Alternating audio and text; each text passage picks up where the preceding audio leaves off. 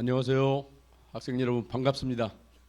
예, 코로나 때문에 학생들 고생도 많고 빨리 좀 학교에 나가면 좋겠다 그런 생각을 하시죠. 저도 마찬가지입니다. 답답합니다. 네, 그렇지만 자연 재해고 또 우리에게 코로나를 통해서 뭐 여러 가지를 느끼게 하는 것 같아요. 사람의 중요성이라든가 일상이 얼마나 중요했던가 그런 것들을 일깨워주는 그러한 뭐 신의 뜻이 아닌가 그렇게 생각을 합니다. 네, 뭐 여러 가지 뒤숭숭한데 한반도 정세도 마찬가지로 뒤숭숭합니다. 불안하고요. 그래서 오늘 주제를 불안정한 한반도 주변 정세와 평화 통일 이런 제목으로 우리 학생들과 함께 좀 생각해보는 그런 시간을 갖도록 하겠습니다. 네, 한반도의 지정학인데요. 지정학이라고 하는 얘기는 많이 들어보셨죠, 학생들께서도. 그러니까 지리적인 위치가 정치와 경제와 어떤 상관관계가 있는가 하는 것을 연구하는 학문이 지정학이에요. 그러니까 예를 들면 우리 한반도 같으면은 대륙 세력과 해양 세력 사이에 끼어 있다고 그렇게 얘기하지 않습니까? 그렇죠? 예. 그래서 하필 큰 나라들 중국, 러시아, 일본, 그다음에 멀리는 미국 이런 나라들이 끼어 있기 때문에 우리가 역사적으로 많은 침략도 받았고 또 오늘날 침략받을 위험이 굉장히 높은 그런 상황에 처해 있는 거 아니겠습니까? 그래서 이 지리적인 위치가 우리의 안보라든가 경제 발전에 어떤 영향을 미치는가 그런 걸 연구하는 게 이제 지정학입니다. 어떻게 보면 인생이 운이라고 할 수도 있죠. 근데 우리도 운이 없어서 어떻게 보면 한반도가 여기에 위치해 있지 않나 그렇게 생각이 됩니다. 그렇다고 그래서 그 운명을 갖다가 우리 마음대로 좌우할 수는 없죠. 한반도를 뚝 떼서 어디 태평양으로 가져갈 수도 없지 않습니까? 그러면 주어진 운명 속에서 우리가 어떻게 잘 살아날 수 있을 것인가 하는 것을 좀 우리가 얘기를 해보겠습니다. 그래서 이제 어떤 국제정치 학자들은 이렇게 얘기를 해요. 대륙 세력 입장에서는 한반도가 자기 목을 겨누고 있는 칼과 같다. 그렇게 얘기하고 그다음에 해양 세력 입장에서 보면은 대륙 세력이 그냥 망치로 팰 듯한 그러한 모양을 띠고 있다는 거예요. 그러니까 대륙 세력에게는 한반도가 칼이 될 수도 있고 해양 세력에게는 망치가 될 수 있는 아주 어떻게 보면 위험하기도 하고 중요한 그런 위치라는 거예요. 그래서 한반도를 중시했습니다. 옛날부터 중국도 중시했고 일본도 중시를 했고 그래서 우리는 늘상 이렇게 침략을 받으면서 살아왔어요. 가장 많이 침략을 받은 게 일본입니다. 일본으로부터 침략받은 거예요. 뭐 대체 왜구죠, 왜구. 뭐 전면 전쟁은 그렇게 많지 않았습니다만은 남쪽에서 계속 왜구가 노략질을 했어요. 그래서 약 713회 정도 일본이 이제 침략을 했다고 그러는데 뭐 큰 전쟁은 아닙니다. 조그마한 것들까지 포함하는 거죠. 그다음에 중국에서는 뭐 옛날에 한나라부터 시작해서 수나라, 당나라, 뭐 요나라, 그다음에 원나라 이런 수많은 중국의 나라들이 우리를 침략을 했어요. 아주 가깝게는 1950년 한국 전쟁 때도 중국이 참전을 해가지고 많은 사람이 죽었지 않습니까? 그만큼 중국은 한국을 중시하고 있고 일본도 한반도를 중시하고 있다고 하는 그런 의미가 되겠습니다. 근데 이제 전쟁이라고 하는 거, 이제 전쟁과 평화가 중요하지 않습니까? 그렇잖아요. 전쟁은 없어야죠. 그렇죠? 항상 평화로운 상태가 유지되면 좋은데 역사를 보면 그렇지 않았어요. 인류 역사가 이제 문자로 기록된 인류 역사가 시작된 게 약 3,521년 전이라고 그럽니다. 근데 한 번도 전쟁을 하지 않은 그 기간은 286년밖에 안 된대요. 3,500여 년 동안에 286년만 전쟁이 없었고 나머지는 계속 전쟁을 했다는 거예요. 인류가. 그러니까 사람들이 싸움을 좀 좋아하는 것 같죠? 네, 그런 것 같아요. 그러니까 평화적으로 살다가 가끔 전쟁을 하는 게 아니라 사람들이 맨날 전쟁하다가 가끔 평화를 유지한 거예요. 웃기죠? 맨날 전쟁하다가 잠시 쉬는 거란 말이에요. 사람들이라는 게. 그러니까 사람들이 싸움을 얼마나 좋아하는 건지 알 수가 있죠. 네. 근데 이제 보면은 기원전 3000년경부터 시작해서 19세기까지 약 5000년간 전쟁을 했었는데 그때 죽은 사람이 약 3천만 명 정도밖에 안 되는데 20세기 그러니까 1차 세계대전, 2차 세계대전, 그다음에 뭐 한국 전쟁 뭐 등등 있잖아요. 그 기간 동안에 죽은 사람이 1억 명이래요. 1억 명. 그러니까 3000년 전부터 19세기까지 5000년간 죽은 사람이 3천만 명밖에 안 되는데 20세기 100년이죠. 그러니까 한 세기는 100년이니까 20세기 들어서 죽은 사람이 1억 명이래요. 그러니까 1, 2차 세계대전 때 얼마나 많은 사람이 죽었는가.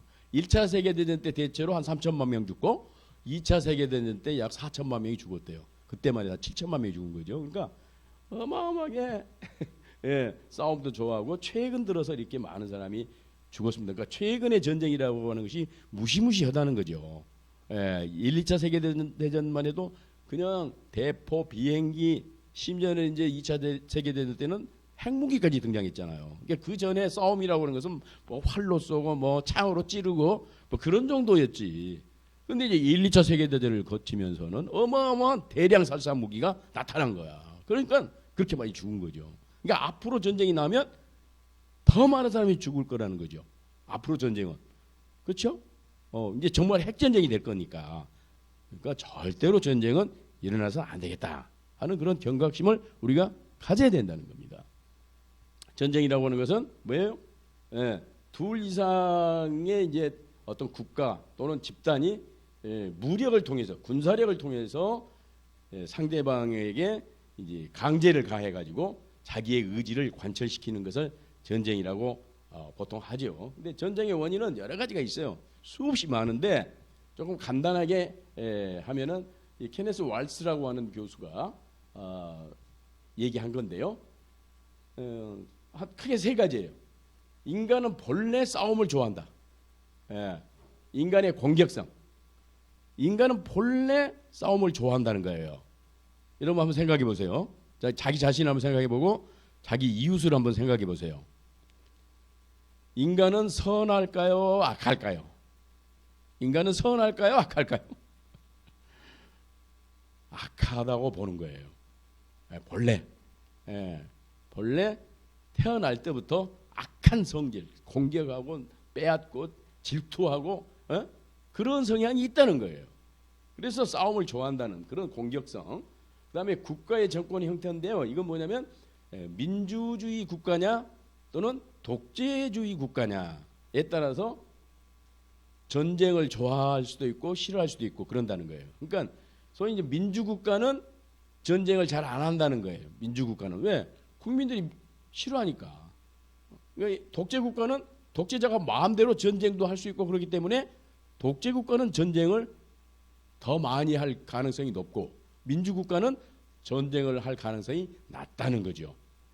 왜냐하면 전쟁을 독재국가는 독재자가 마음대로 하니까 국민의 의견과 상관없이 막 하니까 전쟁이 자주 일어나고 민주국가는 국민의 뜻을 물어야 되잖아요. 국민의 뜻을 묻는다는 것은 의회, 국회 이런 데서 전쟁을 승인을 해야 전쟁을 할 수 있으니까 민주국가에서는 가능하면 전쟁이 안 일어난다는 거죠. 그렇죠?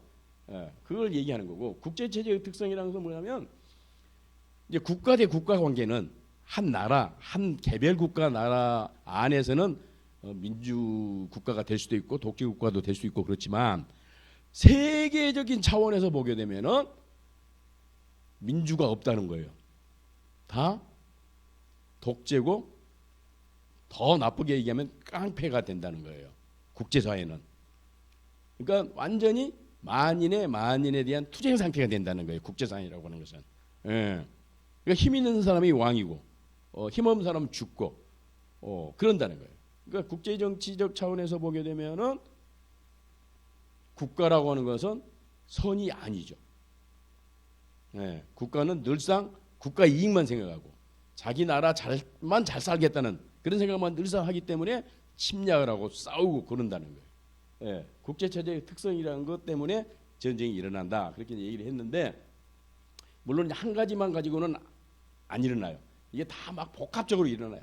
예, 민주국가지만 또 그냥 나쁜 대통령이 나올 수도 있거든요. 민주국가지만 이를테면 어떤 특정한 그 지도자가 너무 싸움을 좋아하면 이렇게 공격성이 심하면 일어날 수도 있어요. 어쨌든 여러 가지 이제 전쟁의 원인이 있는데 평화라고 하는 것은 전쟁이 없는 상태를 얘기해요. 쉽게 얘기하면 전쟁이 안 일어나는 거 그게 그러니까 무력 충돌이 일어나지 않은 상태, 사람들 간에 싸움이 일어나지 않는 상태를 이제 평화라고 그러는데, 근데 이제 평화는 크게 두 가지가 있다고 또 우리 요한 갈퉁이라고 하는 유명한 학자가 얘기를 했는데, 소극적 평화와 적극적 평화가 있대요. 그게 뭐냐면 좀 더 이제 더 자세히 얘기하면은, 그러니까 소극적 평화라고 하는 것은 강자가 폭력으로 약자를 그냥 내리 누름으로써 유지되는 평화, 그렇게 얘기를 해요. 그러니까 힘이 센 사람이 야 너 꼼짝 마, 짱이 나타났어요. 반에서 짱이 딱 나타나서 너희들 꼼짝 마, 까불면 죽어? 그러면 조용하잖아요. 그러면 그게 평화죠, 일종의. 그것도 싸우면 안 일어나니까, 그렇죠? 그게 이제 소극적 평화예요. 어떤 형태든 어떻게 해서든지 분쟁이 일어나지 않는 거, 그걸 그냥 평화라고 그렇게 얘기하는데, 그 평화는 진짜 평화가 아니라는 거예요. 가짜 평화라는 거예요. 이게 대개 이제 역사적으로 보게 되면은 뭐 팩스 로마나 팩스 아메리카나 그러면 뭐예요? 힘센 국가가 하나가 나타나 가지고 다 평정을 해 가지고 조용하게 만드는 거. 그게 이제 이런 팩스 로마나, 로마에 의한 평화, 또 미국에 의한 평화, 이런 말이 많이 있어요. 뭐 팩스 브리타니카, 영국에 의한 평화. 그러니까 이런 것은 강대국의 논리에 의해서, 강대국의 힘에 의해서 강제적으로 평화가 유지되는 것이기 때문에 진정한 평화가 아니라고 보고, 진정한 평화는 뭐냐면 적극적 평화라고 보는 거예요. 이건 뭐냐면은 모든 것을 물론 비폭력적으로 갈등을 해결해야 되지만, 더 나아가서는 폭력이 발생할 만한 제도나 법이나 문화, 환경, 이런 것들이 없어야 진정한 평화라는 거예요. 그러니까 단지 싸움이 안 일어나는 그런 상태만 평화가 아니라, 싸움이 일어날 수 있는 근본적인 요인들을 다 없애버려야 진정한 평화라는 거예요. 그러니까 중동에서 테러가 많이 일어나잖아요. 중동에서. 그렇죠? 왜 그럴까요? 거기는 물론 이슬람이라고 하는 특징도 있지만 그 나라들은 너무너무 가난하다는 거예요. 희망이 없어요. 희망이 없어. 그러니까 에라 모르겠다, 테러나 하자.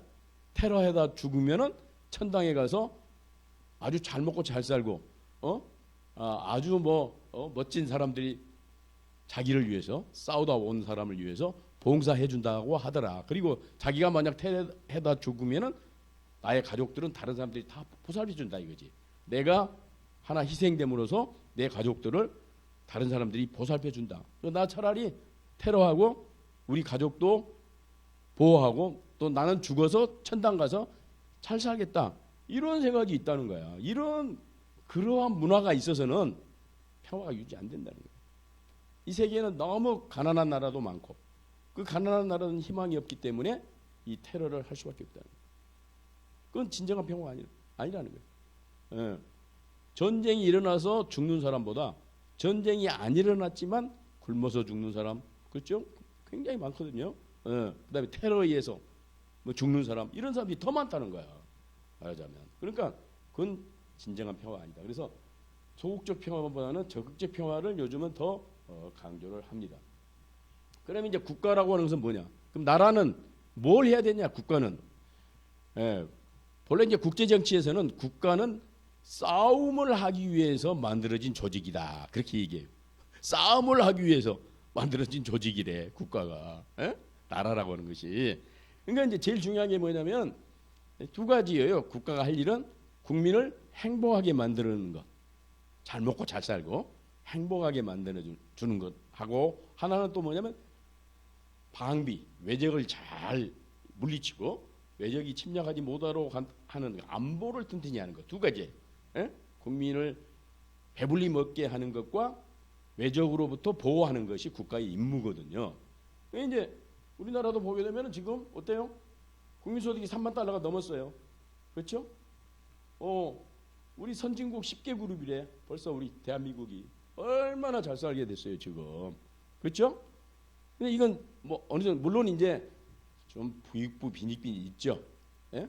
잘 사는 사람이 있는가 하면 못 사는 사람이 있어가지고 차별이 좀 있긴 있지만 전체적으로 보면 대한민국이 엄청나게 잘 사는 나라가 됐습니다.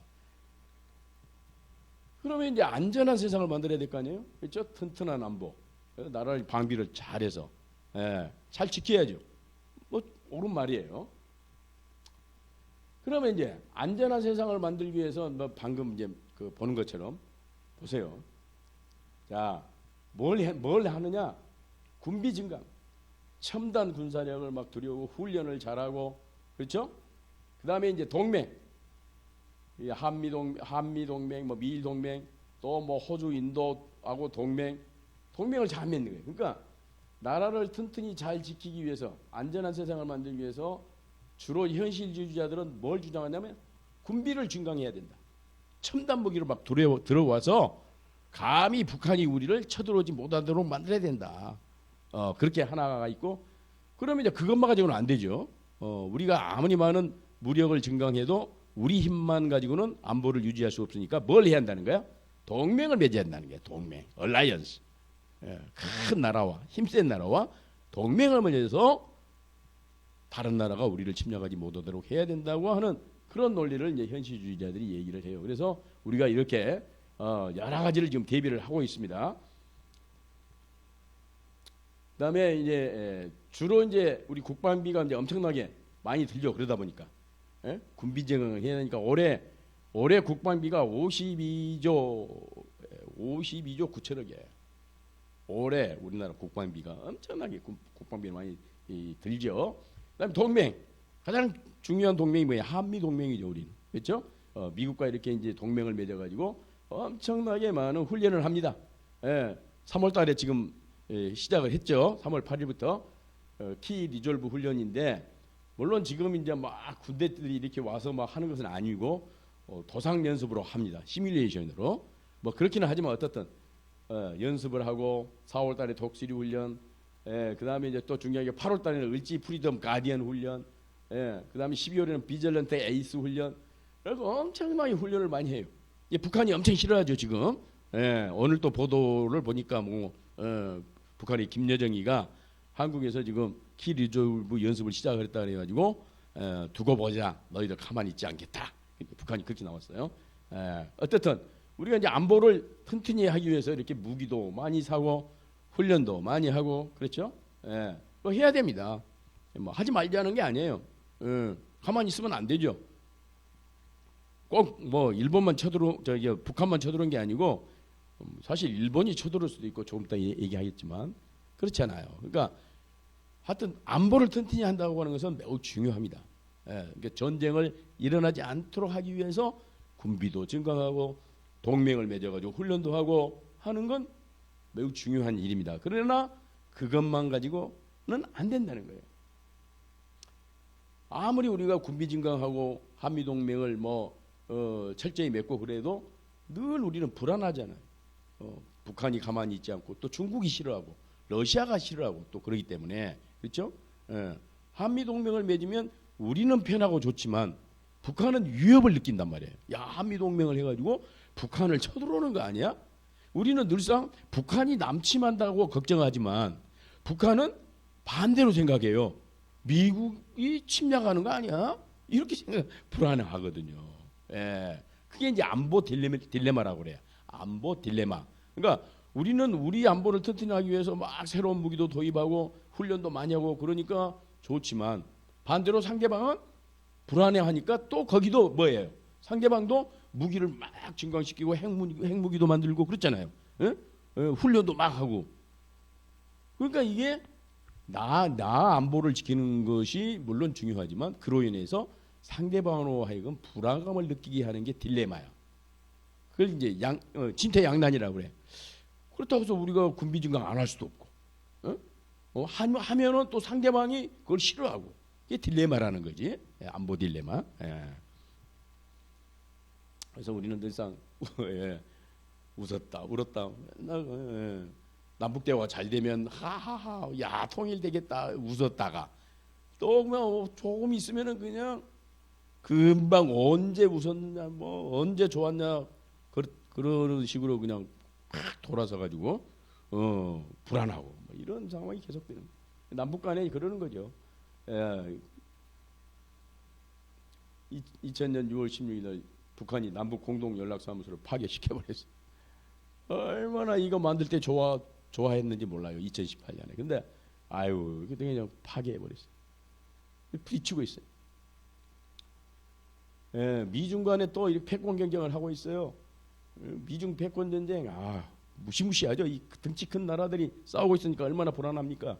보세요. 예, 이 남사군도 여기에서 지금 중국은 여기가 자기 땅이라는 거야. 여기가. 그러니까 이제 주변국 필리핀이라든가 베트남이라든가 이제 브루나이, 말레이시아 이 관련 국가들은 아니야. 옛날부터 여기 우리 땅이었어. 그래가지고 맨날 싸우는 거야. 왜 전쟁이 나냐? 주로 땅 따먹기 때문에. 땅 따먹기야 전쟁이라는 게. 나무 땅을 침략해서 이거 내 땅이야 해버리는 거죠. 그러면 이제 기존에 있는 거기서 살았던 사람들은 엉엉 울면서 이제 복수를 다짐하지 않아요. 언젠가는 복수할 거야. 내 땅 찾을 거야. 그래가지고 또 싸우고 맨날 그래서 싸운 거야 인간이. 땅 때문에. 그러니까 미국도 가만히 있지 않죠. 뭐 보세요. 항공모함이 막 3대나 여기에 막 가가지고. 이 항공모함 한 척이면은 웬만한 나라 군사력보다 더 센 게 이 항공모함 한 척이야. 근데 3척이나 여기 가 있어 지금.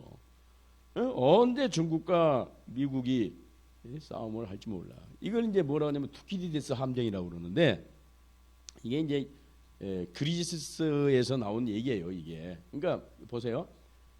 자, 신흥 강대국이 기존 국면을 뒤흔들고 새로운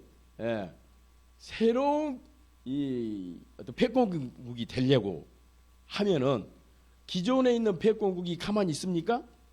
야, 무슨 소리야? 내가 왕인데 네가 또 내 자리를 뺏으려고 그래? 너 가만 안 둬? 그래가지고 그냥 그러면 전쟁이 나는 거야.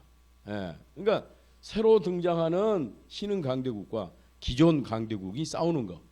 이게 이제 투키디데스 함정이라고 그러는데 다른 게 아니고 이거 뭐냐면 옛날 그리스 시대에 아테네와 스파르타가 싸웠어요. 그러니까 이제 스파르타는 워낙 군사 강국이기 때문에 항상 왕 노릇을 했거든요. 그리스에서. 근데 이제 아테네가 페르시아와 싸워가지고 이겼어요. 아테네가. 그러니까 아테네가 이제 야 나도 이제 해볼만 하다 그래가지고 내가 이제 왕 한번 할 거야. 그리고 이렇게 등장한 거야.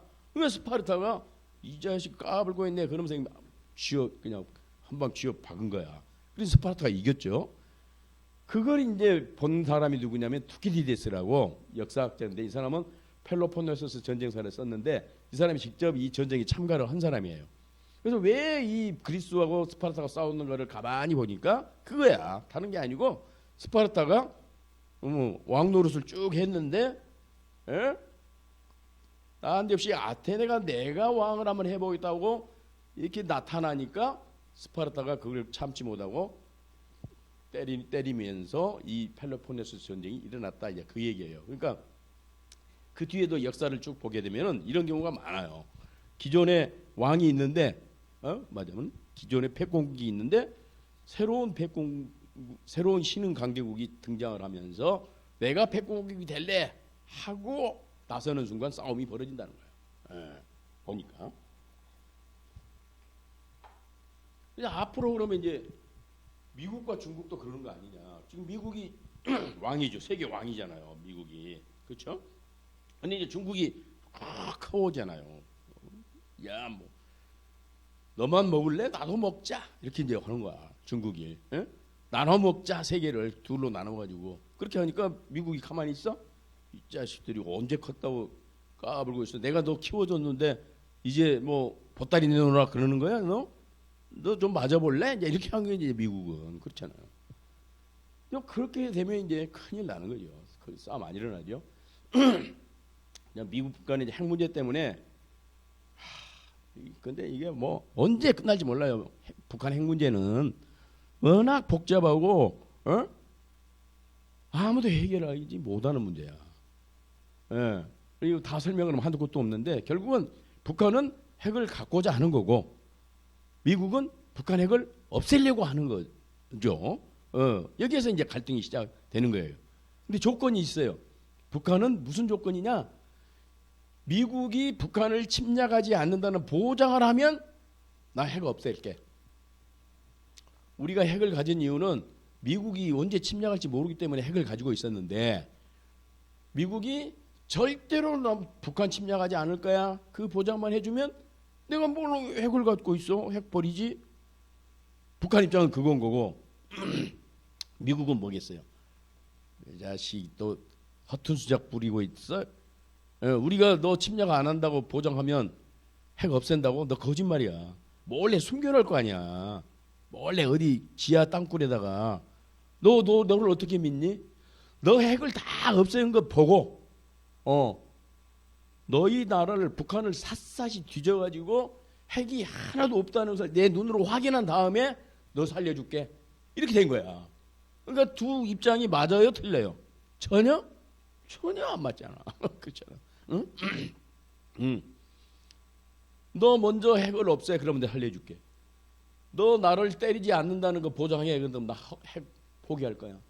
그러니까 접점을 찾지 못하고 언제 끝날지 몰라요. 북한 핵 문제는 계속 불안하죠. 계속 불안합니다. 근데 미국은 어떠냐? 얼마나 막강한 군사력을 갖고 있습니까? 미국은 전략 핵무기만 해도 7,000개가 넘고 전술 핵무기, 조그마한 핵무기까지 다 합치면 15,000개가 넘은 어마어마한 군사력을 가지고 있어요. 미국은. 그러니까 사실은 북한 정도는 그냥 몇 분 안에 15분 안에 사라지게 만들 수 있어요. 미국은. 그만한 군사력을 가지고 있거든요. 예. 이건 이제 뭐냐면 크롬돔이라고 계획이 있어요. 비밀 계획이 있어요. 북한을 그냥 때려잡을 계획이 있다고. 예. 이것도 이제 코피 작전인데 이거 보세요. 뭐 첨단 무기들이 가가지고 옛날 이제 우리 학생들이 알지 모르지만 제가 어렸을 때는 골목에서 싸움이 벌어지면 이렇게 싸움이 벌어지면 먼저 때려가지고 상대방 코피가 나게 만들면 이기는 거야. 빵 때려가지고 그냥 등치가 아무리 커도 내가 몰래 가서 빵 선제 공격을 해가지고 코피를 내게 만들면 내가 이기는 거야. 이게 코피 작전이야. 그게. 그러니까 북한의 주요 시설들을 그냥 불시에 공격을 해서 빵빵빵 때려가지고 코피를 내게 만들겠다는 거죠. 그러면 승리한다는 거지. 이런 이제 어마어마한 계획이 있거든요. 이게 이제 만약에 실천이 되면 큰일이죠, 우리에게는. 이게 이제 오래전 통계이긴 하지만 2013년에 나온 거 보면 USA 투데이에서 조사한 거 보게 되면은 1차 세계대전 규모인 약 2,700만 명이 죽는데 앞으로 한반도에서 전쟁이 나면 2,700만 명이 죽는데 어마무시하죠. 그렇죠? 무슨 이거 보세요. 그래서 이제 트럼프 대통령이 뭐라고 그랬냐면 자기도 북한을 무료로 공격하려고 생각을 했었대 한때. 근데 참모들이 말리더래요. 군인들이 말리더래요. 왜? 너무 많이 죽는다는 거야. 최대로 3천만 명 내지 4천만 명이 한반도에서 죽는다는 거야. 이기는 것은 그냥 순식간에 이길 수는 있는데 그냥 북한을 공격하게 되면 북한이 가만히 있지는 않죠. 아까도 얘기했지만 북한은 막 땅굴 속에다가 무기를 많이 숨겨놨거든요. 그러니까 그것까지 다 파괴하지 않는 한은 북한이 보복 공격을 한다는 거예요. 어디다 대고? 남한에 있는 주한미군. 심지어는 뭐 남한도 한편이라고 보지 않아. 남한을 미국과 한편으로 보지 않아요. 북한은 동맹을 맺고 있기 때문에. 너도 미국하고 똑같은 애들이지. 맨날 한미합동 군사 연습하고 우리 침략 연습하고 그러는 거 아니야? 너도 똑같아? 너도 맞아봐? 그렇게 된다는 거지. 그러면 수도권에가 지금 얼마 살죠? 수도권에 서울, 경기, 인천 약 2,500만 명이 살고 있잖아요. 어마어마하게 살고 있어요. 그러니까 뭐 다 죽는다는 건 아니지만 어마어마하게 많은 사람 죽고 또 북한도 어마어마하게 죽죠, 당연히. 다 합치면 한민족이 약 반 틈이 죽는 거야. 이게 트럼프가 전쟁 안 되겠다 그래서 전쟁을 포기했대 자기는. 그리고 대화를 했다고 하는데 그만큼 지금 한반도에서는 어마어마한 이 무기들이 집결되어 있어요. 한일 간의 전쟁 가능성이 있어요, 없어요? 독도 문제 때문에 있어요. 물론 이제 한국과 일본이 전쟁을 하면 누가 이길 것인가, 뭐 여러 이제 시뮬레이션이 있기는 하지만 객관적 전력으로 보면 일본이 특히 해군력 우세해요. 물론 이제 전쟁이 해서는 안 되겠지만 이렇게 불안정해요. 한일 문제도. 중국 역사적으로 엄청나게 당했다고 앞서도 말씀드렸죠. 한나라부터 수나라, 당나라, 원나라 엄청나게 우리 침략했잖아, 중국이. 그렇잖아. 그래서 중국은 시진핑 주석이 뭐라고 그랬냐면 트럼프에게 한국은 사실 중국의 일부였다. 한때. 그러니까 1270년부터 우리가 몽골에게, 원나라에게 조공을 바치기 시작했어요. 그렇죠? 고려 때. 조선 내내 또 명나라에게 또 우리가 조공을 바쳤고. 그러니까 중국 사람들이 뭐라고 생각하냐면 한국은 옛날에 다 자기 땅이었다는 거야. 그러니까 한반도 유사시에는 내 땅 찾으러 들어온다는 거야. 중국이 내 땅 옛날 내 땅 찾으러 온다는 거야. 이게 동북공정이라는 건데, 동북 지역에서 전개된 고구려, 발해 이런 게 전부 다 옛날 자기 땅이었다는 거예요. 고구려, 발해가 다 말도 안 되는 이게 동북공정인데 그런 생각을 갖고 있어요. 최소한 38선 이북은 옛날 자기 땅이었다. 그렇게 보는 거예요. 옛날 고구려 땅. 그래서 중국도 믿을 수가 없죠. 그렇죠? 계속 위기입니다. 그래서 이제 다시 이제 좀 강조를 하자면 전쟁을 하면 승리해야죠. 승리해야 됩니다. 그래서 베게티우스라고 하는 로마 장군이 평화를 원하거든 전쟁을 준비하라 그런 얘기를 했어요. 평화를 원하거든 전쟁 준비하래. 아까 말한 것처럼 무기, 첨단 무기 도입하고 동맹 맺어가지고 계속 훈련하고 그러라는 거야. 그래야 전쟁하면 이긴다. 맞아요. 근데 그것만 가지고는 평화가 유지가 안 돼요. 뭘 해야 된다고? 평화를 만들어야 돼요. 전쟁을 예방해야 됩니다. 전쟁을 할 수 있는 소지를 근원적으로 없애야죠. 전쟁에서 이기면 뭐해? 아까도 얘기했지만 다 파괴된 거. 전쟁에서 이기죠. 우리가 한미동맹, 한미연합전력이 북한 정도는 그냥 없애버릴 수 있어. 이기면 뭐 하냐고 그걸로. 다 파괴된 거 그거 어디다 쓰는 거야? 어디다 쓸 거야 그거. 그렇죠? 그러니까 전쟁 자체가 안 일어나야 된다는 거지. 전쟁 자체가 안 일어나야 된다는 거죠. 그렇죠? 그래. 그래서 아까 이제 우리가 뭐예요 이거? 전쟁을 하면 반드시 이기기 위해서는 전쟁 준비하라. 그러니까 뭐 했어요?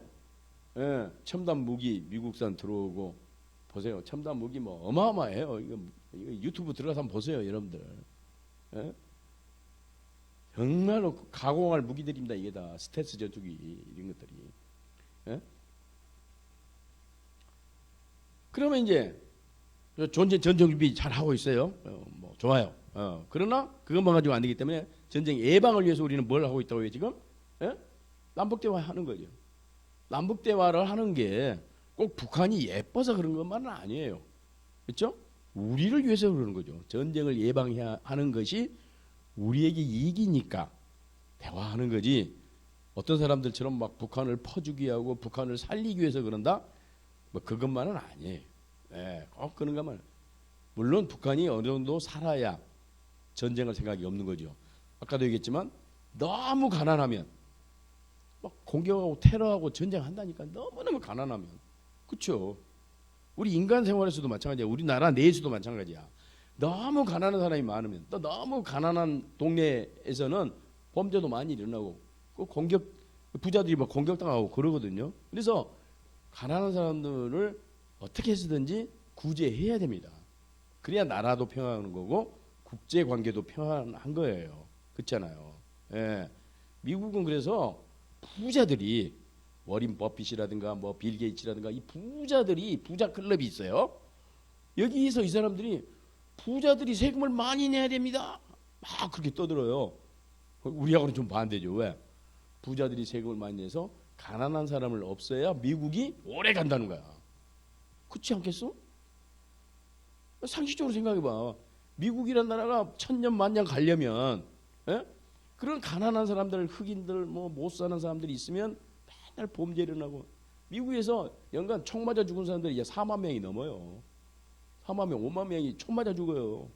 예? 범죄가 그렇게 많아요. 예? 그게 평화입니까? 그거 잘 사는 나라예요? 아니죠. 그래서 미국의 부자들이 우리가 돈을 많이 낼 테니까 가난한 사람들을 없애다오 그러는 거예요. 그게 정상적이지. 예. 마찬가지로 국제 정치에 있어서도 너무 가난한 나라 아프리카라든가 뭐 중동이라든가 남아메리카라든가 이런 너무 가난한 사람들이 많으면 국제 정세가 불안하거든요. 그렇죠? 그래서 북한도 어느 정도 살아야 돼요. 그래야 전쟁할 생각이 없는 거거든요. 그렇죠? 한미동맹 중요하죠. 전쟁 막기 위해서 아까도 얘기했지만 중국과 협력, 중국이 역사적으로 우리 많이 괴롭혔지만 중국을 무시할 수가 없어요. 엄청 컸어요. 중국이 너무너무 커. 그러니까 중국의 협력이 없으면 한반도 평화가 유지가 안 됩니다. 그래서 중국하고 같이 살아야 됩니다. 더군다나 무역에 있어서 우리는 연간 약 300억 달러 흑자를 보고 있어요. 중국하고 무역해가지고. 일본과 무역에서는 우리가 막 400억 달러 적자야. 근데 중국은 우리에게 300억 달러나 이익을 주고 있어요. 그러니까 경제적으로도 중국과는 잘 지내야 됩니다. 일본 밉죠. 밉상이죠. 예? 가나간 쪽팔려. 남북평화 회방꾼 일본. 일본은 뭐든지 반대야. 예? 예. 그렇기는 하지만 어때요? 일본을 또 무시할 수가 없어요. 왜? 안 되게는 할 수 있거든. 되게는 안 돼도 일본이 뭔가를 막 잘 되게는 뭐 할 수 없지만 안 되게는 할 수 있는 나라가 일본이야. 왜냐하면 미국과 굉장히 친하거든. 일본이. 그래서 일본이 자꾸 이제 뭐 남북 대화도 하고 뭐 북한과 우리가 뭘 좀 해보려고 그러면 일본이 끼어들어 가지고 그 아니 대문이다. 아니 대문이다. 뭐 이렇게 하는 거야. No. 그렇게 하면 안 돼. 그래가지고 미국을 그냥 그냥 꼬드겨 가지고 대화 못하게 하고 회방꾼이에요. 그러니까 어떻게 해서든지 일본이 밉지만 위안부 문제도 있고 강제 동원 우리가 약 800만 명이 희생을 당했어요. 일제 때 끌려가고 뭐 위안부로 가고 막 그래가지고 그런 이제 철천지 원수기는 하지만 어떻게 해요? 살살 달래서 한반도 평화 유지를 위해서 노력해 주도록 그렇게 할 수밖에 없어요. 그게 국제 정치인 거예요. 그게 국가 이익인 거예요. 그러니까 국제 정치라고 하는 것은 어떤 도덕적인 관념만 가지고는 봐서는 안 돼요. 저 새끼 나쁜 놈 평생 저놈 안 봐야지. 이렇게 되면 국제 정치는 안 되는 거야. 저 나쁜 X도 필요하면 같이 가야 돼. 같이 걸어가야 돼. 그게 국제 정치란 말이에요. 그게. 그래서 국제 정치는 영원한 친구도 영원한 적도 없다. 오로지 뭐만 있다? 오로지 국가 이익만 있다. 국가 이익만. 예. 이익이 되면 왼수도 동지가 될 수 있어요. 이익이 안 되면 그냥 친구도 하루아침에 그냥 빵 차가지고 그냥 버려버리는 게 국제 정치야. 냉혹하죠. 그게 이제 국제 정치. 시간이 없으니까 넘어갈게요. 그래서 이제 남북간 이제 평화 공존인데 북한이 전쟁할 필요가 없는 상태를 만드는 게 매우 중요하다는 거죠. 전쟁할 필요가 없는 상태. 전쟁을 안 해도 자기 나라를 존속을 시킬 수 있고 자기들의 목적을 달성할 수 있도록 만드는 게 중요한데 그게 뭐냐면 이제 평화 체제야. 지금은 무슨 체제? 지금은 우리 상태가 지금 정전 체제라고 그래. 정전 체제. 전쟁을 하다가 잠시 쉬고 있는 휴전 체제야. 휴전 체제가 너무 지금 오래 가고 있잖아요. 그렇잖아요. 이거 빨리 종식을 하고 그걸 종식하는 게 이제 종전이라고 그래요. 종전. 전쟁을 끝나는 거예요. 종전. 전쟁을 끝내는 거예요. 이제 한국 전쟁. 근데 한국 전쟁 아직도 안 끝났습니다. 지금 우리 착각을 하는데 한국 전쟁은 아직도 지금 계속 되고 있어요. 지금 안 끝났어. 전쟁이. 예? 1950년에 일어나 가지고 약 한 70년간 지금 거의 지속되고 있는 거야. 70년 넘게. 이거 빨리 끝내야죠. 그래서 평화 체제로 전환을 하고 그래야 전쟁이 이제 북한도 안심하고 이제 정전 체제가 이제 종식이 되고 종전 체제가 되고 평화 체제가 되면 남북 간에 싸울 일도 없고 미국과 북한 간에 싸울 일도 없는 거예요. 그것만 되면은. 그러니까 그게 매우 중요하죠. 그래서 이제 남북 협력을 해야 됩니다. 아까도 얘기했지만 북한 미우니까 영원히 쟤들 그냥 고립시켜 버리자. 이 세상 지구상에서 없애버리자. 근데 그게 안 돼. 북한이 워낙에 깡이 세거든요.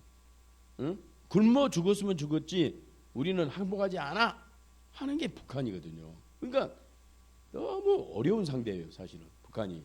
그렇기 때문에 어느 정도 남북 협력을 통해서 아까도 얘기했지만 먹고 살만 해야 돼요. 그래서 북한 그 탈북자들 인터뷰를 해보면은 북한 사람들이 그런데요, 하도 살기가 힘드니까 이판사판으로 빨리 전쟁이나 해버리자. 누가 이기든지. 이판사판으로 전쟁이나 팍 일어나면 좋겠다. 누가 이기든지 그런 생각을 자꾸 한다는 거야. 얼마나 무서운 생각이에요.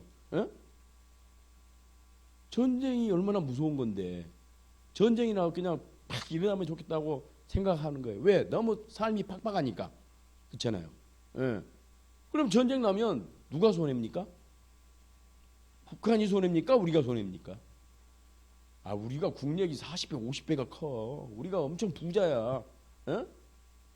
누가 더 많은 손해 보냐고. 우리가 훨씬 손해가 많죠. 그렇기 때문에 그런 상태를 안 만드는 게 매우 중요하다는 거죠.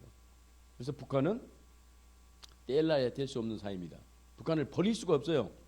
자, 여러분들 남북 관계를 형제 관계, 뭐 부부 관계, 형제 관계, 부부 관계, 뭐 친구 관계, 시암 쌍둥이, 저는 이거 분리 안 되는 거죠. 근데 요즘은 분리가 돼요. 그러니까 다 분리가 됩니다. 친구도 여러분 한번 생각해 보세요. 학교 다닐 때 초등학교, 중학교, 고등학교 다닐 때 그냥 단짝처럼 잘 지냈던 친구도 그냥 조그만한 걸로 그냥 팍 돌아서 가지고 절대 안 맞는 사람 많아요. 나도 있어요, 나도. 뭐 조그만한 일로 그냥 비유상 해가지고 그 어렸을 때부터 친구가 그냥 안 만나. 부부 이혼하면 끝이야. 그죠? 그렇게 뭐 살을 맞대고 맨날 살지만, 야, 팥뿌리대로 검은머리가 팥뿌리대로 되도록 우리 헤어지지 말고 살자 하고 결혼식 할 때 이제 약속하잖아. 그죠? 근데 왜 부부도 헤어질 수 있어? 남이야. 이웃? 아우, 이웃도 마찬가지지. 그냥 죽고 살고 하는 이웃 많아요. 나도 있어요. 맨날 같이 주말에 만나가지고 운동하고 그런 이웃이 있는데, 아유, 뭐 그냥 말 조금 잘못하다가 그냥 빽끗해가지고 틀어져가지고 안 만나. 시암쌍둥이도 분리가 돼요. 요즘 수술해가지고. 그러니까 다 헤어질 수 있어. 근데 남북 관계는 어떻게 헤어질 수 있어요, 없어요? 자, 이게 딱 자리 잡고 있는데 이걸 북한을 들어다가 우리 태평양으로 보낼 수 있어요, 없어요? 이 383을 중심으로 안보 산다? 야, 북한, 너는 너대로 살고 나는 나대로 살 거야. 너 다시는 안 볼 거야. 됩니까?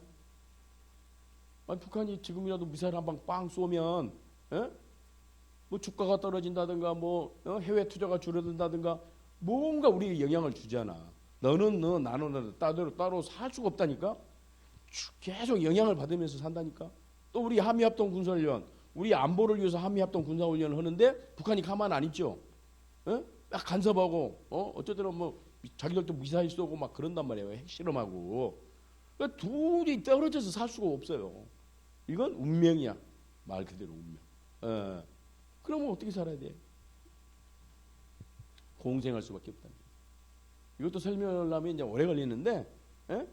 이분이 옥수수 박사야. 김순곤 박사라고 경북대학교 똥과대학 교수였는데, 에. 이분이 아프리카가 나이지리아 가서 이게 뭐냐면은 스트라이가라고 하는 잡초야, 잡초. 예쁘게 생겼죠, 꽃같이. 잡초야 이게. 이게 다 옥수수를 먹어버려. 옥수수 영양을 다 빨아들여. 잘할 수가 없어. 근데 이 양반이 가서 뭘 발명했냐? 이 스트라이가라고 하는 잡초와 공생할 수 있는 옥수수를 개발해내. 발명해. 그래가지고 이 잡초와 옥수수가 이렇게 공생을 하고 있는 거야. 얼마나 커요, 이 옥수수가. 잘 자라고 있잖아요. 예? 이 잡초가 있음에도 불구하고 잘 자라. 서로 상생하면서. 남북 관계도 이 양반이 맨날 조언하는 게 그게. 나하고 이제 평양도 많이 가고 그랬는데, 전 박사, 남북은 공생해야 돼. 어쩔 수 없어. 이건 이 뽑아도 불에 태워도 없어지지 않는데, 이 스트라이가는, 이 잡초는 뭘 해도 안 없어진대. 그러면 어떻게 해야 된다고? 할 수 없이 공생할 수밖에 없다는 거죠. 아니, 없앨 수가 없는데 공생할 수밖에 없죠. 그렇죠? 예. 그래서 이제 개성공단도 이제 얘기했지만, 개성공단 우리가 연간 1억 달러 정도 북한에게 임금으로 줬어요. 1억 달러 정도. 북한 근로자 5만 한 3천 명 근로자들에게. 그것도 뭐 몇 푼 대단하네요. 개인적으로 보면 한 150달러에서 200달러 사이였어요. 그러니까 한 20만 원 월급 준 거야. 근로자. 한 달 월급을 20만 원 줬어. 북한 노동자들. 근데 수가 많으니까 1억 달러 갔어요. 1억 달러. 근데 우리는 돈을 얼마나 벌었게? 에? 직접 효과만 봐도 한국은 32.6억 달러, 북한은 3.8억 달러야. 에? 10배가 넘는 이익을 본 거야. 개성공단을 통해서.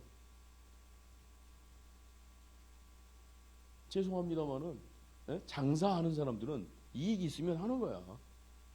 예. 우리가 북한과 교역해가지고 손해봤다고 맨날 사람들이 그러잖아. 그건 가짜 뉴스입니다. 그건. 그렇지 않아요. 우리가 이렇게 많은 이익을 봤어요. 예. 북한을 도와준 게 아니에요. 우리가 이익 본 거예요. 그래서 남북 화해 협력을 통해서 뭘 해야 한다고요? 남북 화해 협력을 하면 뭐 어떤 이익이 있냐? 지정학적 리스크 해소. 이거 이제 전쟁 가능성이 낮아진다는 거예요. 그렇죠? 코리아 디스카운트. 우리가 어떻게 해요? 분단되어 있기 때문에 제대로 대우를 못 받아요. 우리가 10대 국가, 세계 10개 국가 손에 들어갔는데 세계 다른 나라 가보면 한국을 그렇게 안 봐. 야, 저거 그냥 언제 전쟁 날지도 모르고, 괜히 투자했다가는 다 망해. 전쟁 나면. 왜 투자해 우리가? 그래서 직접 투자가 거의 없어요. 외국 사람들이. 이게 우리가 뭐예요? 디스카운트. 할인받고 있는 거야. 10이라고 하는 건데 실제로는 뭐예요? 한 5나 4 정도밖에 대우를 못 받아. 디스카운트 당하고 있다 이 말이지. 분단 때문에. 예. 뭐 기업 투자 이제 안 오는 거고. 군비를 또 절감할 수 있어요. 아까 군비 어떻게 들어온다고요? 연간 국방비 52조. 미국으로부터 연간 4조 내지 5조 원어치의 첨단 무기를 들여오고 있어요. 미국으로부터 매년. 어마어마한 이런 것들을 절감할 수 있잖아요. 그런 비용을. 그다음에 경제부문 투자 확대. 큰 틀에서는 경제 성장을 할 수 있는 거죠. 우리 학생들이 이제 젊은 학생들이기 때문에 남북 관계 개선해 가지고 북한과 대화해 가지고 교류 협력해서 무슨 이득이 있어요? 난 뭐 싫어요. 통일 싫고 북한과 협력한 거 싫어요. 이런 사람들이 많아지죠. 근데 그거 아니죠. 예. 통일되면 돈 많이 내고 세금 많이 낸대요. 그거 거짓말이에요. 예. 엄청 이익이 많아요. 이익이 많아요. 이게 이제 다 헛내기고. 그다음 이제 다시 말씀드리면 국제정치는 영원한 적도 영원한 동지도 없고 이제 국가 이익만 있는 거예요. 그래서 우리가 이제 전략적 선택을 한다. 예? 스트래티직 초이스를 한다. 이제 그런 얘기인데 그건 뭐냐면 쉽게 얘기하면 큰 이득을 위해서 적은 이득은 버려버리는 거예요. 전략적 선택이라고 하는 것은. 예. 전략이라고 하는 것은 전쟁에 이기는 것을 이제 전략이라고 그러는데 어떻게 보면 전쟁에서 이길 건가 하는 게 이제 전략인데 물론 이제 전투가 있어요. 전쟁이 있고 전투가 있는데 전쟁에 이기는 것이 주 목적이기 때문에 전투는 때로는 질 수도 있는 것이고 아니면 그 전투를 하지 않고 우회해서 돌아서 가는 방법도 있고 여러 가지 방법이 있어요. 전쟁에 이겨야 되니까. 그렇죠? 그러면 이제 전략적 선택이라고 하는 것은 남북 관계에 있어서는 뭘 의미하느냐? 결국은 우리 주도로 통일하는 게 우리의 전략이에요. 자유민주주의식으로 통일하는 게 우리의 전략이란 말이에요. 그렇죠? 그러면 전국적으로 우리식으로 우리 주도로 통일하는 게 큰 목적이기 때문에 그 중간 단계에 있어서 소소한 것들은 필요하면은 양보할 수도 있는 것이고, 그렇죠? 물론 필요하면은 적극적으로 또 공세도 해야 되겠지만은, 그렇죠? 그러니까 전략적 선택은 하나지만 전술적 선택은 여러 가지가 있을 수 있어요. 다양한 방법. 내가 저기를 가는데, 자 국민대를 가는데 광화문에서 가는데 택시 타고도 할 수 있고 버스 타고도 할 수 있고 뭐 자전거 타고 올 수도 있고 걸어서 올 수도 있고, 그렇죠? 국민대 가는 게 궁극적 목적이라고 하면은 그 수단은 상황에 따라서 여러 가지를 선택할 수 있는 거란 말이에요.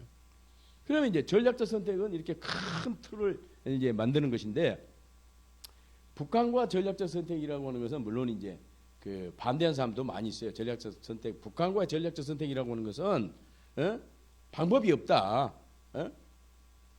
무력을 사용할 수밖에 없고 무력을 키우는 그 외에는 무슨 전략적 선택이 있을 수 있느냐, 이렇게 이제 얘기하는 사람들이 있는데, 이게 이제 그 현실주의, 국제정치에서 현실주의 이제 관점이 이제 뭐냐면 힘을 키워야 한다는 거야. 이 사람들은 힘이 없으면, 국제정치는 힘이기 때문에 힘이 없으면 나라가 망하고 먹힐 수 있고 그렇다는 거예요. 노예가 된다 이제 이런 얘기. 힘, 파워 계속 강조하는 게 이제 현실주의적 그 입장인 사람들인데, 근데 물론 이제 힘이 중요하죠. 근데 이제 이것도 한번 생각해 봐야 돼요. 국가의 힘이 있고 민족의 힘이 있어요. 보면 이제 국가의 힘은 이제 대한민국이 커가는 거죠. 그럼 민족의 힘, 한민족의 힘은 뭐예요? 사실은 남북한이 커가는 게 한민족의 힘인 거거든요. 그렇지 않겠어요? 그렇기 때문에 그러면 우리 나라의 대한민국의 힘을 키우는 그 방법이 뭐냐? 요즘 뭐 애도 많이 안 낳고 결혼도 않고 인구가 점점 줄어들잖아. 그러면 한민족의 힘을 키우는 방법은 무슨 방법이 있어요? 그렇다고 해서 이민 막 저기 베트남 사람들 많이 들여온 것이 좋은 방법일까? 우리 막 힘을 키우기 위해서, 우리 인구를 막 늘리기 위해서. 그거보다는 역시 우리 민족인 북한과 협력하는 게 우리 힘을 키우는 게 아닌가, 그렇게 생각이 들어요. 왜냐하면 일단 민족도 같고 언어도 뭐 같잖아요. 문화도 상당히 뭐 같고 그렇잖아요. 아직도 상당히 우리 민족이, 그러니까 대한민국에서 여론조사를 해보면 한 50, 아직도 50, 60%는 통일을 해야 한다고 하는 여론조사가 나와요. 옛날에는 막 80% 막 그렇게 나왔지만 그 정도는 아니에요, 요즘. 그렇지만 아직도 과반수 이상의 사람들이 통일을 해야 한다고. 북한은 더 높아요. 북한 사람들은 더 통일에 대한 의지가 높거든요. 그러면 남북한이 힘을 합치면, 아까 일본이 언제 독도 침략할지 모른다고 그랬죠. 그럼 어떻게 할 거야? 대한민국, 그때 미국이 우리 편 들어줄 것 같아요?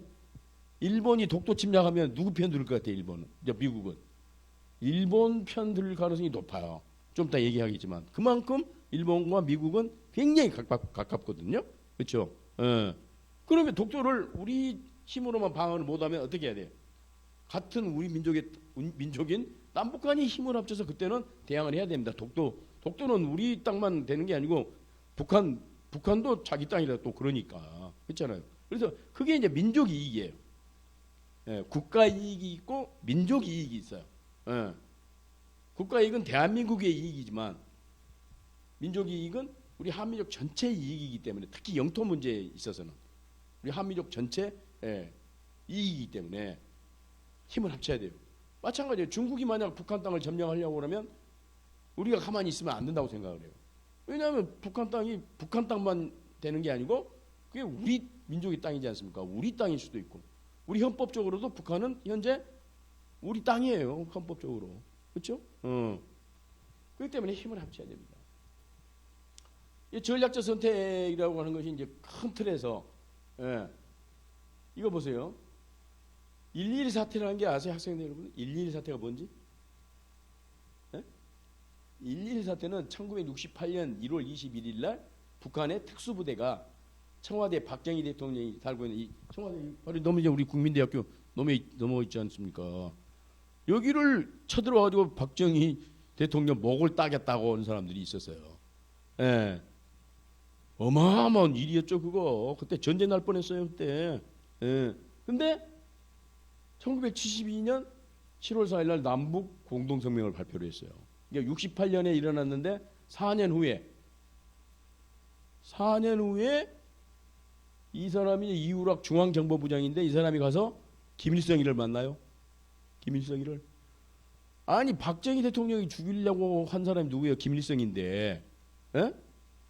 그때 당시 박정희 대통령의 오른팔인 이우락 중앙정보부장이 가서 김일성이 그 원수를 만나서 7.3남북 공동성명을 발표를 해요. 이게 전략적 선택인 거예요. 그냥 죽이고 싶은데 그냥 그것보다는 남북 대화를 통해서 한반도 평화를 유지하는 게 더 큰 틀에서 이익이다 이렇게 본 거지. 이게 전략적 선택인 거지. 그게. 예. 전두환 때도 마찬가지예요. 83년 10월 9일 날 버마 지금 미얀마 데몬하고 지금 난리죠. 거기 이제 미얀마죠. 버마에 가서 이렇게 많은 사람이 죽었어요. 83년에. 근데 84년에 북한에서 보내준 수혜 물자를 이렇게 받아요. 또 전두환 대통령이 받아요. 전략적 선택을 한 거죠. 이거 많아요. 이거 보세요. 이제 그 프랑스인데 프랑스와 독일은 철천지 원수입니다. 우리하고 일본은 대도 못해요. 예? 우리와 일본 관계 나쁜 것보다도 독일과 프랑스가 나쁜 게 훨씬 세요. 이거 굉장히 많은 전쟁을 치렀거든요. 프랑스와 독일은. 근데 뭐예요? 화해를 하는 거야. 프랑스가 화해의 손을 내밀어요. 그래서 오늘날 유럽연합이 탄생하게 되는 건데 원수인데 손을 잡아요. 왜? 유럽의 평화를 위해서. 더 이상 이제 싸우지 말자. 1차 세계대전을 통해서 얼마나 많은 사람이 죽었냐. 에? 이제 더 이상 유럽에서 전쟁은 안 됩니다. 그리고 화해를 한 거예요. 이게 전략적 선택인 거예요. 예. 한일 관계도 마찬가지. 아까 얘기했죠. 1965년에 일본이 우리를 침략했지만 국교를 수립합니다. 박정희 대통령이 일본과. 예. 그래서 관계가 정상화가 됐죠. 65년에. 이게 전략적 선택을 한 겁니다. 한중 관계도 마찬가지. 중공군이 6.25 때 쳐들어와 가지고 우리가 통일을 못한 거 아니야. 근데 92년에 이렇게 수교를 해요. 한중 간에. 노태우 대통령. 이게 이제 전략적 선택입니다. 다. 미국과 베트남 얼마나 싸웠습니까? 미국과 베트남이. 예? 그래서 미군이 베트남에서 5만 명 이상 죽었잖아. 그래도 이렇게 국교 수립을 해요. 95년에. 이 보세요. 미국 사람들이 도망가는 거예요. 지금. 사이공에서 옛날 그러니까 남베트남 수도인 여기서 주 베트남 미국 대사관이에요. 미국 대사관 옥상을 통해서 도망가요. 미국이 싸워가지고 패퇴한 게 진 게 이거밖에 없어. 베트남 전쟁이. 그 세계 최강 미국이. 예? 근데 이렇게 굴욕적으로 패퇴를 했지만 졌지만 이렇게 다시 또 만나가지고 잘 살아보자. 이게 이제 국제정치야. 에? 스코틀랜드, 영국은 지금 스코틀랜드하고 잉글랜드는 철천지 원수야. 에? 철천지 원수라니까 연방인데 스코틀랜드와 잉글랜드는 철천지 원수야. 근데 연방 한 국가야. 뭐 안 와요. 미국도 남북 전쟁을 해가지고 지금도 미국은 남과 북은 사이가 안 좋아요. 남북 전쟁 때문에. 근데 또 한 연방 국가를 이루고 살잖아. 이탈리아도 말이죠. 예? 심란해요. 남북이. 예? 여기가 이제 남부 이탈리아고 이게 북부 이탈리아인데 북부 이탈리아는 엄청나게 잘 살아요. 부자들이야. 근데 여기는 전부 가난뱅이야. 여기는 전부 나폴리인데. 예? 응. 그래가지고 막 분리 독립 운동을 하는 거야. 헤어지자. 못 살겠다. 예? 우리는 착취만 당하고 너희들은 잘 먹고 잘 살고. 이게 나폴리야. 이게 나폴리. 예? 우리 나폴리 그러면 그냥 엄청나게 좋은 미항, 아름다운 항구로 알고 있죠. 물론 뭐 그러겠지. 근데 이게 심란해 이렇게. 그래서 좀 한 나라를 사는 거야. 자, 이스라엘 여러분들 아랍과 유태인이 이 보세요. 평화협정을 했어요. 이렇게 잘 살아보자. 싸우지 마자. 세상에 이슬람과 유태교가 화해를 한 거야. 이게 전략적 선택인 거야. 이게 예? 큰 틀에서 평화 유지. 그래서 이제 북한은 철천지 원수다. 뭐 6.25 전쟁이 일으켰고, 예? 상종을 하면 안 된다. 이제 이런 생각이 계속 있는 거잖아요. 근데 아까 쭉 얘기했지만 북한과 교류 협력을 해서 우선은 제일 중요한 게 평화 유지야. 전쟁 안 나게 하는 거예요. 그거보다 더 중요한 게 가치가 있어요 지금? 응? 통일보다 더 중요한 게 뭐냐면 평화 상태를 유지하는 거예요. 남북한. 더 이상 확전이 되지 않는 것, 전쟁이 되지 않는 것. 그것보다 더 중요한 건 없어요. 만약 전쟁에서 이겼다, 뭐 이긴다고 그랬죠 아까 당연히. 예. 근데 다 파괴된 그것을 건설하려면, 다 파괴된 그 남북한을 건설하려면 천문학적인 수천조 원이 들어갈 거 아닙니까? 그렇잖아요. 오늘날처럼 우리가 지금 사는 것처럼 다시 복구하려면 그럼 바보 같은 짓을 왜 합니까? 그렇죠? 그래서 평화 유지가 너무너무 중요한데 지금 가장 큰 문제가 사실은 아까 뭐 중국 문제도 있고 일본 문제도 있고 그렇지만 이제 북한 핵 문제예요. 예. 근데 북한 핵은 없어야 됩니다. 그거 나쁜 거예요. 있으면 안 되죠. 예. 근데 있어요. 가지고 있어요, 북한이. 그거 어떻게 해야 되냐 이거. 그걸 물론 이제 어떻든 북한이 핵을 폐기하도록 만들어야 되겠지만 그것이 쉽지 않으면 어떻게 할 수밖에 없냐면은 자 보세요. 지금 불법적으로 세계에서 불법적으로 핵을 갖고 있는 나라가 우선은 세 나라가 있어요. 북한 빼고. 어디에 돼요? 이스라엘, 인도, 파키스탄. 이 나라들이 핵무기를 다 가지고 있어요. 근데 국제사회에서 용인을 하지 않아요. 근데 문제 삼지 않아요. 여러분들 이스라엘 핵, 인도 핵, 파키스탄 핵이 문제가 있다고 들어본 적 있어요? 언론에 그런 거 본 적 있어요? 없잖아요. 왜 없을까?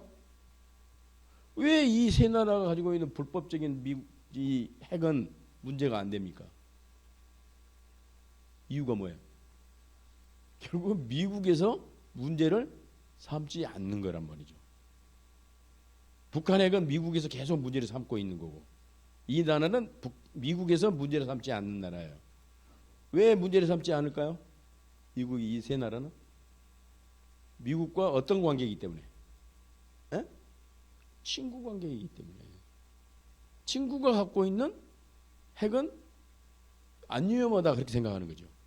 핵은 나쁜 건데, 핵은 나쁜 건데 친구가 갖고 있으니까 문제가 안 된다 이렇게 생각하는 거예요. 제가 나를 공격하지 않는다고 생각하는 거 아닙니까? 그렇잖아요. 이를테면 집마다 다 칼 있죠. 식칼 이만한 뭐 몇 개씩 있잖아. 그 칼 위험해요, 안 해요?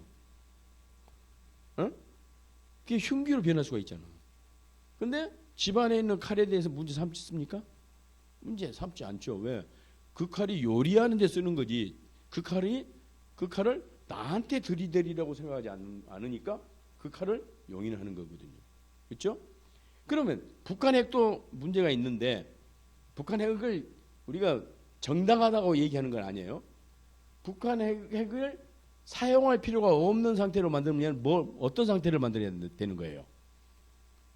여기처럼 미국과 북한이 친구 관계가 되면 여기에 대해서 그렇게까지 위험하다고 생각하지 않을 거란 말이에요. 그렇죠? 그래서 미국과 이 북한이 친구가 되는 게 매우 중요합니다. 이렇게 될 수만 있다면. 예. 그래서 장기적으로는 물론 북한 핵은 없애야 되죠. 근데 우선 그 전 단계로 뭐예요? 북한이 안심할 수 있는, 그렇죠? 예.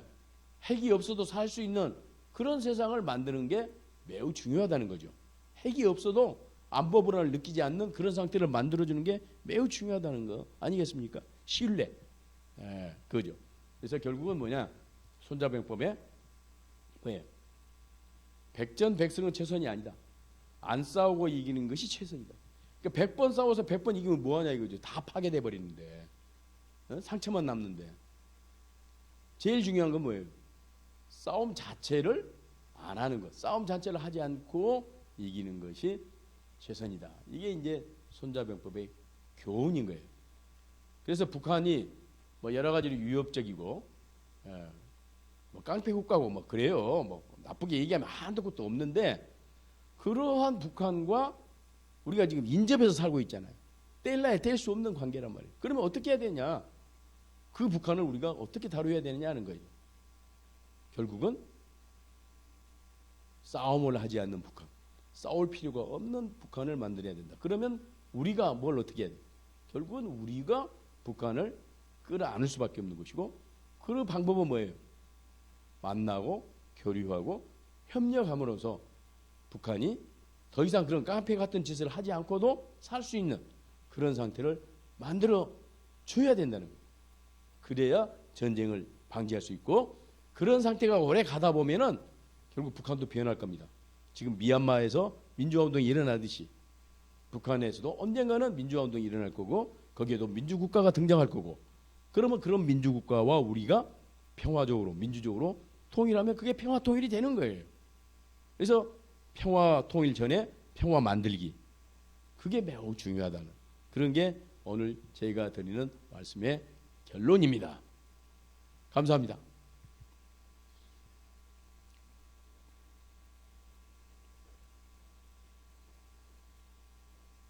시간이 어떻게 돼요? 1시간 넘었어요.